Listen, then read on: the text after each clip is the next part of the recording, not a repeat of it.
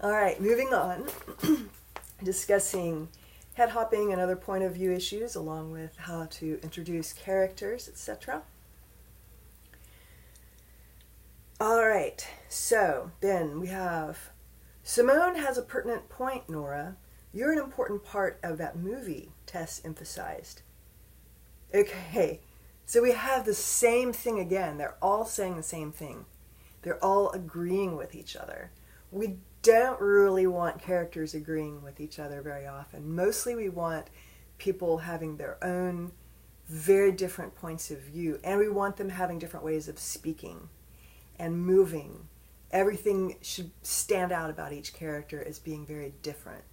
And when they're all saying the same thing and they speak similarly and we don't know anything about how they look other than their hair color, which we won't remember from the beginning at this point, then it sounds very generic. It sounds abstract.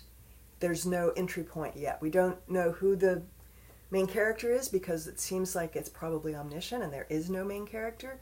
We don't know who we're supposed to care about or anything yet. It's mysterious. Simone grinned while Teresa seemed uncomfortable with this premature high praise. Okay, she seemed uncomfortable. So this is obviously not omniscient. So that means it's head hopping. Because if we're saying she seemed that way, then we don't see inside of her. So it's not omniscient. So Nora noticed. Now we're in Nora's viewpoint. All right, that's really head hopping. That's bouncing from one person to the next. Readers are just going to be spinning. Their minds are going to be reeling. Like, who am I supposed to care about here? I mean, you want to care about them all, but you need to care most about one person. It's like our own lives. We care most about ourselves.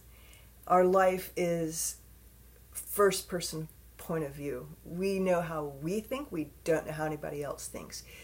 Omniscient is very different from that. We know how everybody thinks. That's nothing like our lives. We don't know how everybody thinks in our lives. If you're moving from one person to another per scene, that's okay. It's still one person we're concentrating on, and so it's like our life in that way. We can imagine being a different person. We can imagine how somebody else feels. We dream about being very different people from time to time at night. We are different people from moment to moment with different people and from one age to the next. We're flexible. We can go beyond just one person's viewpoint, but we can't experience everybody's viewpoint all the time. And so that's why omniscient and head hopping are distancing. They're just not like how we live our lives.